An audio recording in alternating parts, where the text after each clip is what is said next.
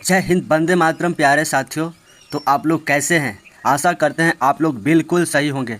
तो इस वीडियो में हम आप सभी के लिए उन सभी प्रश्न को कवर किए हैं जो कि हिस्ट्री, पॉलिटी और ज्योग्राफी का मोस्ट इम्पॉर्टेंट प्रश्न है। और यह प्रश्न सभी एग्जाम में पूछे जा चुके हैं और आगे पूछे जाने की संभावना इससे कहीं ज़्यादा है। तो आप एक पेन और कॉपी उठाइए और अपने पेन से स्वर्ण भविष्य को लिख डालिए फ्रेंड्स, ठीक है। तो आप इस वीडियो में लास्ट तक बने रहिएगा, ठीक है। तो चलिए हम इस सेशन को स्टार्ट करते हैं। यहाँ पे फर्स्ट नंबर प्रश्न में है, प्यारे साथी, निम्नलिखित में से किस अनुच्छेद के तहत भारत के प्रधानमंत्री की नियुक्ति किया जाता है। तो यहाँ पे देखिए, भारत के प्रधानमंत्री के बारे में बात किया जा रहा है कि किस अनुच्छेद के तहत जो है वह भारत के प्रधानमंत्री को नियुक्त किया जा सकता है। तो इस प्रश्न का बिल्कुल राइट आंसर हो जाएगा ऑप्शन नंबर ए, जो कि अनुच्छेद 75 में कहा गया है कि भारत की प्रधानमंत्री की नियुक्ति की जा सकती है, प्यारे साथी, ठीक है। और यह प्रधानमंत्री को कौन नियुक्त करेंगे? तो यह राष्ट्रपति नियुक्त करते हैं, ठीक है। राष्ट्रपति जो है वह नियुक्त करते हैं प्रधानमंत्री को, जिसको सत्ता प्राप्त होता है उसी को राष्ट्रपति जो है वह प्रधानमंत्री को नियुक्त करेंगे, प्यारे साथियों, ठीक है। यहाँ पे देखिए अनुच्छेद 80 में दिया हुआ है। तो अनुच्छेद 80 जो है यह किस चीज़ को बताता है? तो यह राज्यसभा के बारे में बताता है। राज्यसभा के बारे में कौन बताता है? तो अनुच्छेद 80 जो है वह राज्यसभा के बारे में बताएगा। अनुच्छेद 32 किसके बारे में बताता है? तो अनुच्छेद 32 जो है वह सुप्रीम कोर्ट में 5 प्रकार की रिट जारी करने के लिए बताएगा, प्यारे साथियों, ठीक है। तो चलिए हम लोग यहाँ पे आगे बढ़ेंगे और प्रश्न नंबर 2 को देखेंगे। यहाँ पे प्रश्न में दिया हुआ है, किस संविधान संशोधन के तहत मतदान की आयु 21 वर्ष से घटाकर 18 वर्ष कर दिया गया है। तो पहले उस समय 21 वर्ष था मतदान की आयु, अब 18 वर्ष कर दिया गया है। तो किस संविधान संशोधन के तहत किया गया? तो यह 61वां संविधान संशोधन के तहत जो है वह 21 वर्ष से हटाकर 18 वर्ष कर दिया गया है, प्यारे साथियों, ठीक है। यहाँ पे देखिए ऑप्शन नंबर सी में दिया हुआ है 44वें संविधान संशोधन। यह कब हुआ था?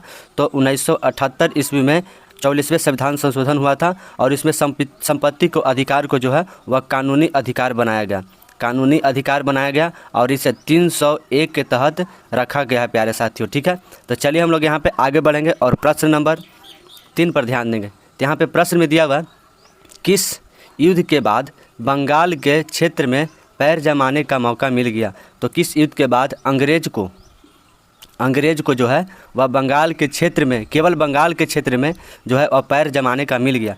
तो यह किस युद्ध के बाद हुआ? तो इस प्रश्न का राइट आंसर हो जाएगा ऑप्शन नंबर ए, प्लासी युद्ध के बाद है वह बंगाल के क्षेत्र में जो है अंग्रेज को पैर जमाने का पूर्ण मौका मिल गया था, प्यारे साथियों, ठीक है। और यह प्लासी का युद्ध कब हुआ था? तो यह 1757 ईस्वी में जो है यह प्लासी का युद्ध लड़ा गया था, प्यारे साथियों, ठीक है। और यहाँ पे बक्सर युद्ध कब हुआ था?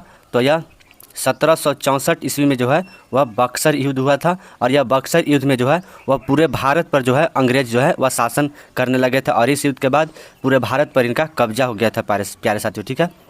यहाँ पे देखिए पानीपत का प्रथम युद्ध दिया हुआ है। तो यह 1526 ईस्वी में हुआ था, ठीक है, 1526 ईस्वी में। तो चलिए हम लोग यहाँ पर आगे बढ़ेंगे और प्रश्न नंबर 4 को देखेंगे। तो यहाँ पे प्रश्न में दिया हुआ है, पंचायती राज व्यवस्था किस सिद्धांत पर आधारित है? तो पंचायती राज व्यवस्था जो है यह किस सिद्धांत पर आधारित है?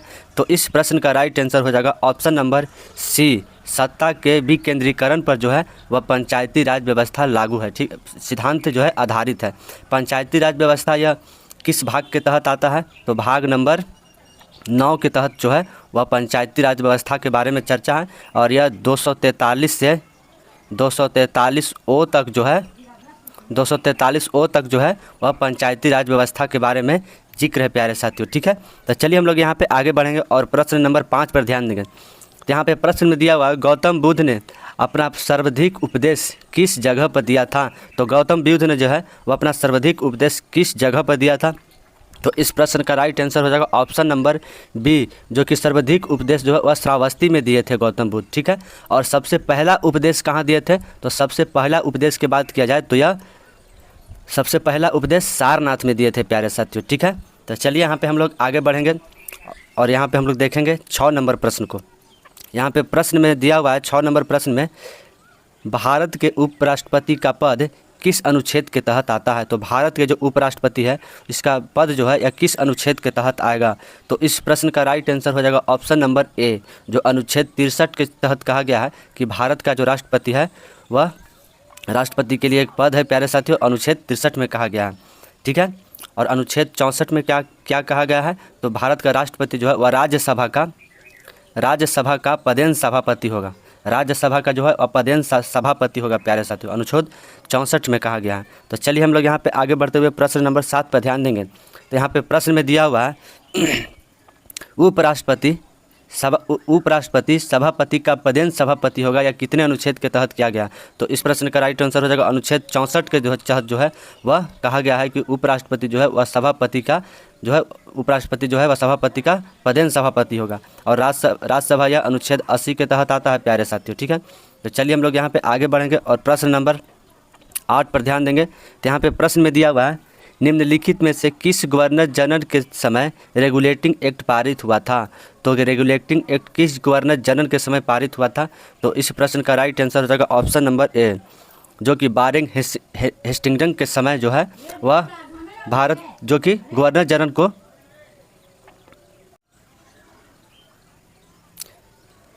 तो रेगुलेटिंग एक्ट जो है या किस अनुच्छेद के तहत हुआ प्यारे साथियों। तो इस प्रश्न का जो राइट आंसर हो जाएगा जो वारेन हेस्टिंग्स जो है इसका राइट आंसर हो जाएगा। ठीक है, और वारेन हेस्टिंग्स जो है वह बंगाल के प्रथम गवर्नर जनरल थे। ठीक है, बंगाल के प्रथम गवर्नर जनरल। और रेगुलेटिंग एक्ट कब पारित हुआ था, तो यह 1773 ईस्वी में जो है वह रेगुलेटिंग एक्ट को पारित किया गया था। रॉबर्ट क्लाइस क्या थे, तो रॉबर्ट क्लाइस जो है वह बंगाल के गवर्नर थे। बंगाल के प्रथम गवर्नर के रूप में जो है वह रॉबर्ट क्लाइस थे प्यारे साथियों। ठीक है, और इन्हीं के द्वारा जो है द्वैध शासन लाया गया था। द्वैध शासन रॉबर्ट क्लाइस के द्वारा लाया गया था। तो चलिए हम लोग यहाँ पे आगे बढ़ेंगे और प्रश्न नंबर 9 पर ध्यान देंगे। तो यहाँ पे प्रश्न में दिया हुआ है सत्यशोधक समाज के संस्थापक कौन थे। यहाँ पे देखिए सत्यशोधक समाज के बारे में बताया जा रहा है कि इसके संस्थापक कौन थे। तो इस प्रश्न का राइट आंसर हो जाएगा option number A, Jyotiba Phule जो है वह सत्यशोधक समाज के संस्थापक थे प्यारे साथियों। ठीक है, यहाँ पे देखिए राजा राम मोहन राय दिया हुआ, तो यह ब्रह्म समाज के संस्थापक थे। ब्रह्म समाज के संस्थापक थे कौन, तो राजा राम मोहन राय थे प्यारे साथियों। ठीक है, तो चलिए हम लोग यहाँ पे आगे बढ़ेंगे और प्रश्न नंबर 10 पर ध्यान देंगे। तो यहाँ पे प्रश्न में दिया हुआ आत्मा समाज के संस्थापक कौन थे। तो आत्मा समाज के संस्थापक कौन थे, तो इस प्रश्न का राइट आंसर हो जाएगा ऑप्शन नंबर ए, जो राजा राम मोहन राय जो है वह आत्मा समाज के संस्थापक थे प्यारे साथियों। ठीक है, और यहाँ पे देखिए दिया हुआ है दयानंद सरस्वती। तो दयानंद सरस्वती जो है किस समाज के संस्थापक थे, तो यह आर्य समाज के संस्थापक कौन थे, तो यह दयानंद सरस्वती थे प्यारे साथी। ठीक है, यहाँ पे देखिए यहाँ पे स्वामी विवेकानंद के बारे में दिया हुआ है। तो स्वामी विवेकानंद जो रामकृष्ण मिशन के संस्थापक कौन थे, तो वह स्वामी विवेकानंद थे प्यारे साथी। ठीक है, तो आप लोग इसे ज़रूर नोट कीजिएगा। तो चलिए हम लोग यहाँ पे आगे बढ़ेंगे और प्रश्न नंबर 11 को देखेंगे। मार्लो मिंटो सुधार की शुरुआत के समय भारत का वायसराय कौन था। तो मार्लो मिंटो सुधार के समय जो है वह भारत के वायसराय कौन थे। तो इस प्रश्न का राइट आंसर हो जाएगा ऑप्शन नंबर जो कि सी, मार्लो मिंटो सुधार के समय जो है वह लॉर्ड मिंटो साहब जो थे वह भारत का वायसराय थे प्यारे साथियों। ठीक है, यहाँ पे लॉर्ड लिनलिथुगो के बारे में दिया हुआ है। तो लॉर्ड लिनलिथुगो उस समय जो है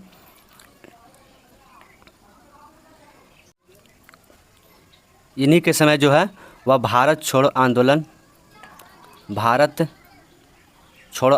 को स्टार्ट किया गया था प्यारे साथी। ठीक है, और करो और मरो का भी नारा दिया गया था इन्हीं के समय। तो चलिए हम लोग यहाँ पे आगे बढ़ेंगे और प्रश्न नंबर 12 पर ध्यान देंगे। तो यहाँ पे प्रश्न में दिया हुआ भारत के संविधान में नीति निर्देशक के सिद्धांत को शामिल किए जाने का मुख्य उद्देश्य क्या है। तो नीति निर्देशक तत्व को शामिल किए जाने का मुख्य उद्देश्य क्या है। तो इस प्रश्न का राइट आंसर हो जाएगा ऑप्शन नंबर ए। तो यहाँ पे सामाजिक आर्थिक लोकतांत्रिक स्थापित करने के लिए जो है वह नीति निर्देशक तत्व को शामिल किया गया है प्यारे साथियों। और यह नीति निर्देशक तत्व जो है किस देश से लिया गया है, तो यह आयरलैंड के संविधान से लिया गया है। आयरलैंड के संविधान से जो है वह नीति निर्देशक तत्व को लिया गया है। और यह भाग 4 के तहत जो है वह नीति निर्देशक तत्व के बारे में चर्चा है। तो चलिए हम लोग यहाँ पे आगे बढ़ेंगे और प्रश्न नंबर 13 पर ध्यान देंगे। तो यहाँ पे प्रश्न में दिया हुआ प्लासी की युद्ध में सिराजउद्दौला की हार का मुख्य कारण क्या था। तो प्लासी की युद्ध में जो सिराजउद्दौला थे उसका हार का मुख्य कारण क्या था। तो यहाँ पे देखिए ऑप्शन नंबर ए में दिया हुआ सेनापति मीर जाफर के नेतृत्व वाले सेना ने युद्ध में भाग नहीं लिया था। यहाँ पे ऑप्शन नंबर बी में दिया हुआ है सिराजउद्दौला के प्रधानमंत्री ने अंग्रेज के स्थान पर गलत सूचना दे दी। ऑप्शन नंबर सी में दिया हुआ अंग्रेज को सिराजउद्दौला के महल में प्रवेश करने का गुप्त रास्ता बता दिया था? ऑप्शन नंबर डी में दिया हुआ इनमें से कोई नहीं। तो इस प्रश्न का राइट आंसर हो जाएगा ऑप्शन नंबर ए, जो कि सेनापति मीर जाफर के नेतृत्व वाले सेना ने युद्ध में भाग नहीं लिया था प्यारे साथी। इसी के चलते जो है यह सिराजउद्दौला जो है वह हार गया था अंग्रेज़ों से प्यारे साथी, ठीक है। और यह प्लासी का युद्ध कब हुआ था? तो आप लोग जानते हैं 1757 ईस्वी में जो है वह प्लासी का युद्ध हुआ था। तो चलिए हम लोग यहाँ पे आगे बढ़ेंगे और प्रश्न नंबर 14 पर ध्यान देंगे। तो यहाँ पे प्रश्न में दिया हुआ है पारा थर्मामीटर का आविष्कार कौन करता है? तो पारा थर्मामीटर का आविष्कारक कौन है? तो इस प्रश्न का राइट आंसर हो जाएगा ऑप्शन नंबर डी, जो कि डेनियल फ़ारेनहाइट जो है वह पारा थर्मामीटर के आविष्कारक के रूप में प्यारे साथियों, ठीक है। तो चलिए हम लोग यहाँ पे आगे बढ़ेंगे और प्रश्न नंबर 15 पर ध्यान देंगे। तो यहाँ पे प्रश्न में दिया हुआ है 2011 की जनगणना के अनुसार भारत में नगरीय जनसंख्या का प्रतिशत कितना है? तो यहाँ पे 2011 की जनगणना के अनुसार बोल रहा है कि भारत का जो है वह नगरीय जनसंख्या के रूप में कितना % है? तो इस प्रश्न का राइट आंसर हो जाएगा ऑप्शन नंबर ए, जो कि 31.16% जो है भारत का नगरीय जनसंख्या है प्यारे साथियों, ठीक है। और 68% जो है भारत का ग्रामीण जनसंख्या है। ग्रामीण जनसंख्या कितना है? तो 68% जो है वह ग्रामीण जनसंख्या है। तो चलिए अब हम यहाँ पे आगे बढ़ते हुए और प्रश्न नंबर जो कि 14 पर ध्यान देंगे। तो यहाँ पे प्रश्न में दिया हुआ निम्नलिखित में से चीन कितने देशों के साथ अपनी सीमा को साझा करता है? तो चीन जो है वह कितने देशों के साथ जो है वह अपनी सीमा को साझा करता है? तो इस प्रश्न का राइट आंसर हो जाएगा ऑप्शन नंबर जो कि बी, यह 14 देशों के साथ जो है वह चीन अपनी सीमा को साझा करता है, ठीक है। तो यह कौन कौन सा देश है तो उसके बारे में हम लोग यहाँ पे समझेंगे। तो देखिए यहाँ पे कौन कौन सा देश है। अपना भारत हो गया, नल्ला पाकिस्तान हो गया, अफ़गानिस्तान हो गया, जो कि ताजिकिस्तान हो गया, किर्गिस्तान हो गया, और यहाँ पे देखिए कजाकिस्तान हो गया, मंगोलिया हो गया, रूस हो गया, उत्तर कोरिया भी हो गया, वियतनाम भी हो गया, लाओस हो गया, म्यांमार हो गया, भूटान हो गया और नेपाल हो गया। ये 14 देश जो है उसके साथ जो है चीन अपनी सीमा साझा करता है, ठीक है। और यह चीन का जो है ना बहुत ही विस्तारवादी नीतियाँ रहता है। उसको लगता है कि हम कितना क्षेत्र को जो है वह हथिया लें। यह बहुत ही जो है शातिर दिमाग वाला, ठीक है। तो चलिए हम लोग यहाँ पे आगे बढ़ेंगे और प्रश्न नंबर 17 पर ध्यान देंगे। तो यहाँ पे प्रश्न में दिया हुआ चंदन के लकड़ी के लिए किस प्रकार का जंगल प्रयुक्त किया जाता है? तो चंदन की लकड़ी प्राप्त करने के लिए किस प्रकार का जंगल का प्रयुक्त किया जाता है? तो इस प्रश्न का राइट आंसर होगा ऑप्शन नंबर ए, उष्णकटिबंधीय पर्णपाती जो है जंगल जो है उसमें जो है अधिकतम चंदन के पेड़ पाए जाते हैं, ठीक है। तो चलिए हम लोग यहाँ पे आगे बढ़ेंगे और प्रश्न नंबर 18 पर ध्यान देंगे। यहाँ पे प्रश्न में दिया हुआ है बंगाल भारत के निम्नलिखित में से किस राज्य के साथ अपनी सीमा साझा करता है? तो बांग्लादेश जो है, यहाँ पे बंगाल नहीं बांग्लादेश हो जाएगा। बांग्लादेश के बात किया जा रहा है कि बांग्लादेश जो है वह भारत के किस राज्य के साथ जो है वह सीमा साझा करता है, बताइए इस ऑप्शन के अनुसार। तो इस क्वेश्चन का राइट आंसर हो जाएगा ऑप्शन नंबर ए, जो मेघालय जो है भारत का मेघालय राज्य जो है वह बंगाल के साथ अपनी सीमा को साझा करता है प्यारे साथियों, ठीक है। बिहार किसके साथ साझा करता है? तो बिहार नेपाल के साथ जो है वह सीमा साझा करता है बिहार, ठीक है। तो चलिए हम लोग यहाँ पे आगे बढ़ेंगे और प्रश्न नंबर 19 पर ध्यान देंगे। तो यहाँ पे प्रश्न में दिया हुआ है भारत के सिक्किम राज्य कितने देशों के साथ अपनी सीमा साझा करता है? तो वह कौन कौन सा देश है जो सिक्किम राज्य जो है वह देशों के साथ सीमा साझा करेगा? तो इस प्रश्न का राइट आंसर होगा ऑप्शन नंबर डी, उपयुक्त सभी के साथ। या चीन के साथ भी सीमा साझा करेगा, भूटान के साथ भी, और नेपाल के साथ जो है वह सीमा साझा करता है प्यारे साथियों, ठीक है। तो चीन जो है और भारत के किस संविधान संशोधन के तहत जो है वह पूर्ण राज्य का दर्जा मिला गया था? तो यह 36वें संविधान संशोधन 1975 के तहत जो है वह सिक्किम को पूर्ण राज्य का दर्जा दिया गया था। तो चलिए हम लोग यहाँ पे आगे बढ़ेंगे और प्रश्न नंबर 20 पर ध्यान देंगे। तो यहाँ पे प्रश्न में दिया हुआ किस शासन के शासनकाल में मुगल साम्राज्य का स्वर्ण युग माना जाता है? तो इस प्रश्न का राइट आंसर हो जाएगा ऑप्शन नंबर ए, जो शाहजहाँ के जो है शासनकाल में जो है वह मुगल राज साम्राज्य का स्वर्ण युग के रूप में जाना जाता है प्यारे साथियों, ठीक है। तो चलिए हम लोग यहाँ पे आगे बढ़ेंगे और प्रश्न नंबर 21 पर ध्यान देंगे। तो यहाँ पे प्रश्न में दिया हुआ है निम्नलिखित में से सबसे पुराना पर्वत श्रृंखला कौन सा है? तो सबसे देखिए बहुत VVI प्रश्न एग्जाम में जो है पूछे जा चुके हैं और जितने भी प्रश्न हैं यह सभी एग्जाम के लिए इंपॉर्टेंट है प्यारे साथियों, ठीक है।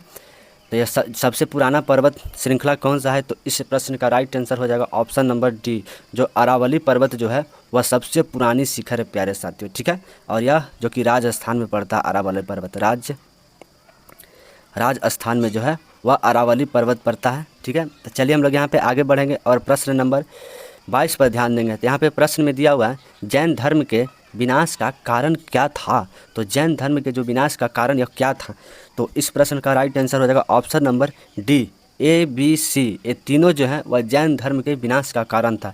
यहाँ पे देखिए कठिन भाषा होना, इनके जो है बहुत ही कठिन भाषा था। इनकी कौन सी भाषा थी, तो यह प्राकृतिक भाषा को मानते थे।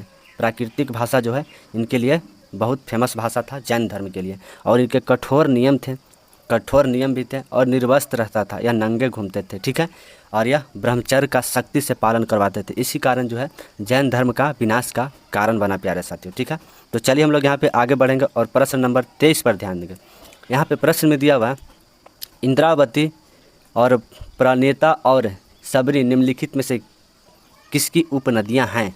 तो इस प्रश्न का राइट आंसर हो जाएगा ऑप्शन नंबर ए, जो गोदावरी है उसको इंद्रावती, प्रणेता और सबरी ये जो है उपनदियाँ हैं प्यारे साथियों। ठीक है, गोदावरी को जो है हम लोग दक्षिण भारत के गंगा के नाम से हम लोग जानते हैं गोदावरी को। ठीक है, और गंगा जो है कि यह भारत की सबसे बड़ी लंबी नदी है। भारत की जो है वह सबसे बड़ी लंबी नदी में से एक है, और इसकी लंबाई कितनी है, तो यह 2525 किलोमीटर जो है वह गंगा नदी की लंबाई है। तो चलिए हम लोग यहाँ पे आगे बढ़ेंगे और प्रश्न नंबर 24 पर ध्यान देंगे। यहाँ पे प्रश्न में दिया हुआ है निम्नलिखित में से किस भारतीय वायसराय ने जहाज से गोली चलवाने का आदेश दिया था। तो किस भारतीय वायसराय द्वारा जो है वह जहाज से गोली चलवाने का आदेश दे दिया गया था। तो इस प्रश्न का राइट आंसर हो जाएगा ऑप्शन नंबर जो कि ए, लॉर्ड लिनथिंगो द्वारा जो है वह ऐसे वायसराय थे जो जहाज से गोली चलाने का जो है वह आदेश दे दिए थे। और यह कब हुआ था, तो यह भारत छोड़ो आंदोलन जब स्टार्ट हुआ था, जो ये करो या मरो का नारा दिया गया था, उस समय जो है वह लॉर्ड लिनथिंगो साहब जो है वह जहाज से गोली चलाने का आदेश दे दिए थे प्यारे साथियों। ठीक है, यहाँ पे देखिए लॉर्ड विलियम बेंटिंक दिया हुआ है। तो लॉर्ड विलियम बेंटिंक जो भारत के प्रथम गवर्नर जनरल, कौन भारत के प्रथम गवर्नर जनरल के रूप में कौन थे, तो लॉर्ड विलियम बेंटिंक साहब थे प्यारे साथियों। ठीक है, तो चलिए हम लोग यहाँ पे आगे बढ़ेंगे और प्रश्न नंबर 25 पर ध्यान देंगे।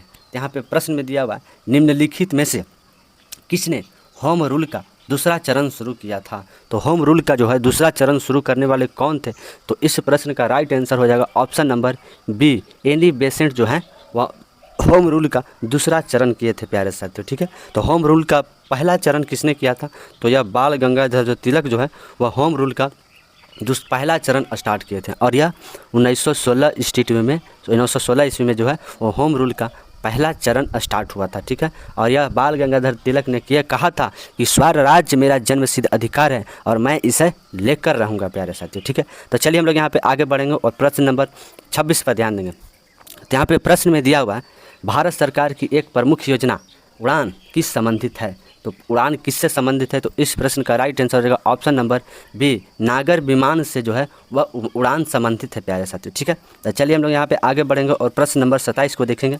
यहाँ पे प्रश्न में दिया हुआ है नीति आयोग का पूर्ण नाम क्या है। तो नीति आयोग का जो है पूर्ण नाम क्या है, तो नीति आयोग जो कि यह कब स्टार्ट हुआ था, तो 1 जनवरी 2015 ईस्वी में जो है वह नीति आयोग को स्टार्ट कर दिया गया था। और इसके अध्यक्ष कौन होते हैं, तो इसके अध्यक्ष जो होते हैं वह पीएम साहब होते हैं। तो ठीक है, तो नीति आयोग का पूर्ण नाम क्या होगा, तो इस प्रश्न का राइट आंसर होगा ऑप्शन नंबर जो कि B, national institute transformation India जो है वह नीति आयोग का पूर्ण नाम होगा।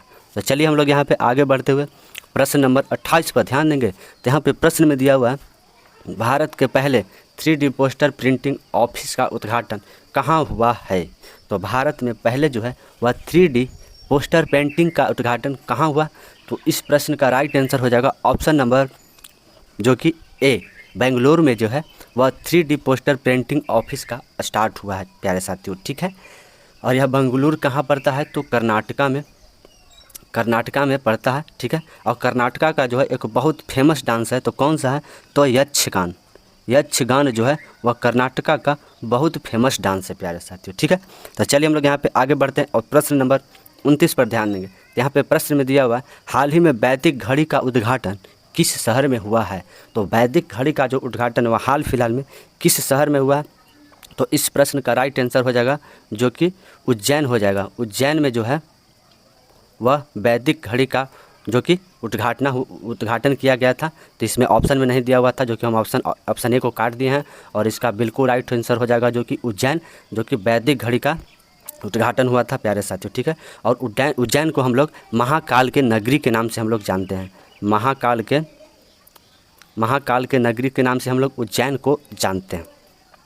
तो चलिए हम लोग यहाँ पे आगे बढ़ेंगे और प्रश्न नंबर 30 पर ध्यान देंगे। तो यहाँ पे प्रश्न में दिया हुआ है G20 2023 जो भारत में हुआ है उसका थीम क्या था। तो G20 2023 जो भारत में हुआ था उसका थीम क्या था।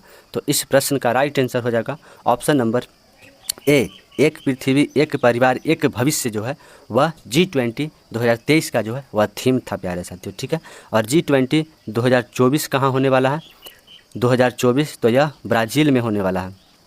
ब्राज़ील में जो है वह 2024 में जो है वह G20 शिखर होने वाले हैं। ठीक है, तो चलिए हम लोग यहाँ पे आगे बढ़ते हुए प्रश्न नंबर 31 पर ध्यान देंगे। तो यहाँ पे प्रश्न में दिया हुआ है GST एक कैसा कर है। तो GST दिया हुआ है तो इसका फुल फॉर्म क्या है। तो good service tax, good service tax, good service tax जो है वह GST का फुल फॉर्म है फ्रेंड्स। यह इंपॉर्टेंट फुल फॉर्म है, याद कर लीजिएगा। और यह एक कैसा कर है। तो यह एक अप्रत्यक्ष कर है प्यारे साथियों। GST एक कैसा कर है। तो यह एक अप्रत्यक्ष कर है। और यह कितने संविधान संशोधन के तहत GST को लाया गया था।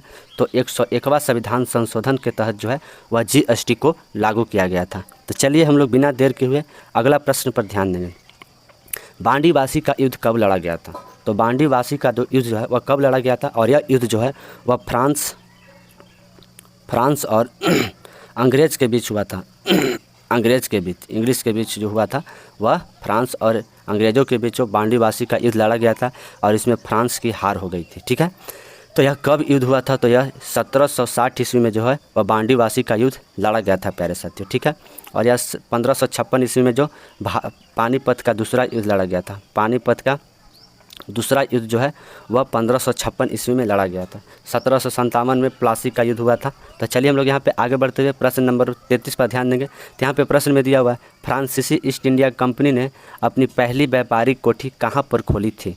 तो फ्रांसीसी ईस्ट इंडिया कंपनी जो है अपनी पहली व्यापारी कहाँ पर खोली थी। तो इस प्रश्न का राइट आंसर होगा ऑप्शन नंबर ए, सूरत में जो है वह फ्रांसीसी ईस्ट इंडिया कंपनी जो है वह अपनी व्यापारिक को खोला था। और यह 1669 ईस्वी में जो है वह अपनी प्रथम व्यापारिक खोला था प्यारे साथियों। ठीक है, यह मछलीपट्टम जो है मछलीपट्टम, तो यह डच ईस्ट इंडिया कंपनी का पहला कारखाना कहाँ खुला था। तो यह मछलीपट्टम में खुला था।